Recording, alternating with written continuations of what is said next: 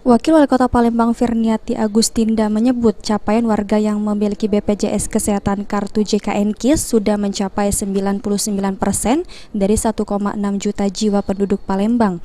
Hanya 1% lagi warga belum memiliki Kartu Indonesia Sehat KIS.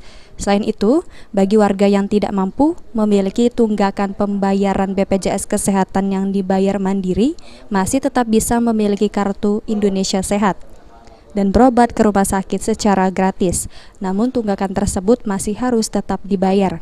Untuk mencapai 100%, Firniati Agustinda meminta perangkat pemerintah setempat aktif mendata warganya yang belum memiliki Kartu Indonesia Sehat. Diharapkan kesehatan bisa dirasa secara merata oleh warga Palembang.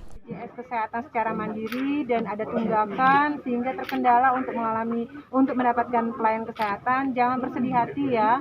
Kami pemerintah Kota Palembang memastikan seluruh warga yang kemarin ada tunggakan tetap bisa mendapatkan Kartu Indonesia Sehat.